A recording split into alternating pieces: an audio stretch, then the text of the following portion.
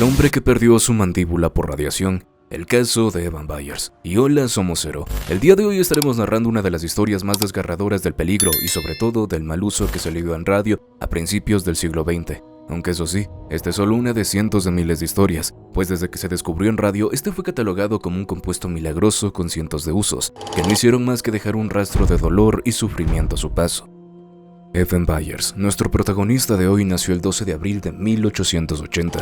Su familia era adinerada, lo que le permitió a Byers disfrutar de una vida llena de lujos y una formación como ninguna otra. Como heredero de la fábrica de metal de su padre, la vida de Byers estaba prácticamente resuelta, lo que le permitió destacarse en deportes como el cricket o el golf. De hecho, sobre este último incluso llegó a ganar grandes títulos, como el campeón amateur de Estados Unidos en 1906.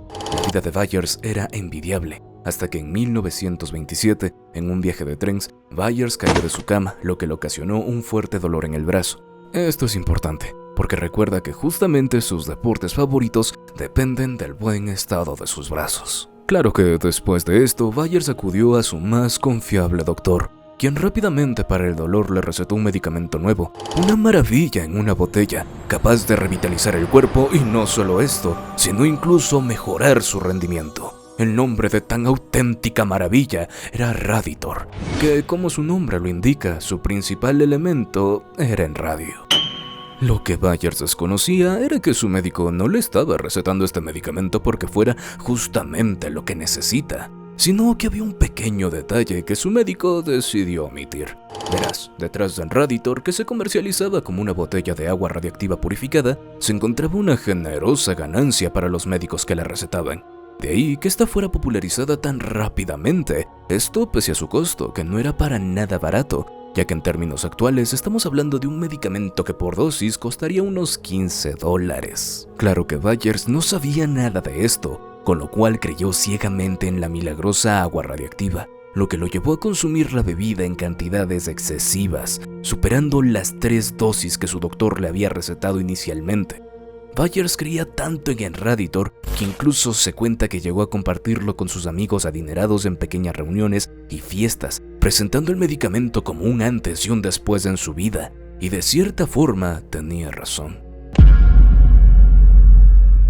Pues tan solo 3 años después de descubrir el Raditor, Byers tuvo que detener su consumo, pues comenzó a tener fuertes dolores de cabeza y dolores en la boca. Claro que poco sabía aquel hombre que eso no era más que el inicio de su lento y agonizante final en este mundo.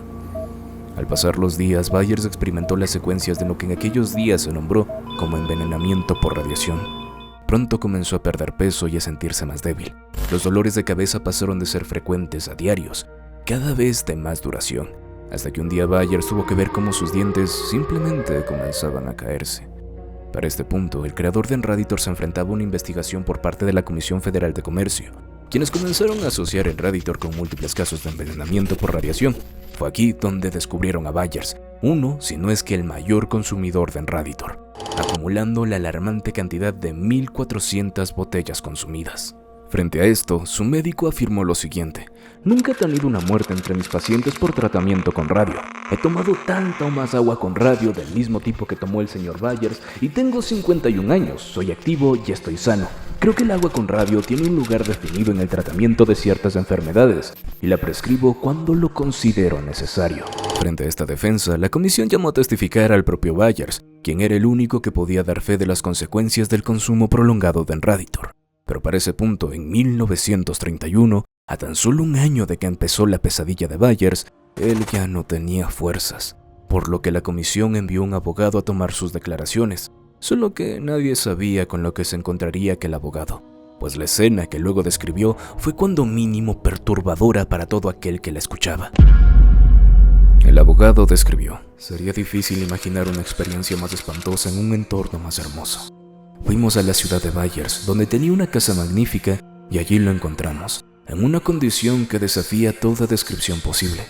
Él era muy joven y mentalmente estaba consciente. Apenas podía hablar, tenía la cabeza envuelta en vendajes y había sido sometido a 2 operaciones sucesivas en las que le habían extirpado toda la mandíbula superior, con excepción de 2 dientes delanteros y la mayor parte de la mandíbula inferior, todo en un desesperado intento para salvar su vida. Pero todo el tejido óseo restante en su cuerpo se estaba desintegrando lentamente, llegando al punto donde en su cráneo se estaban formando agujeros. Para este punto, Byers desconocía que su cuerpo estaba al borde del colapso y que tan solo 2 semanas después de esa entrevista sería su cuerpo quien revelaría todos los riesgos de consumir el milagroso medicamento. Su cuerpo reveló que a Byers tan solo le quedaban 6 dientes, que lo poco que quedaba de sus mandíbulas estaba prácticamente podrido y que en su cerebro se había formado un absceso.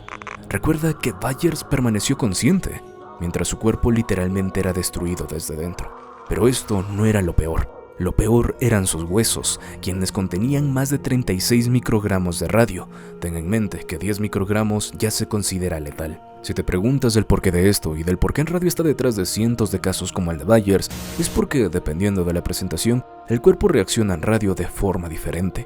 En presentaciones como en Raditor, que era radio diluido en agua, el cuerpo elimina cierta parte, pero otra es malamente reconocida como calcio, lo que ocasiona que en radio se disipen los huesos, prácticamente dañando e infectando lentamente todo el cuerpo.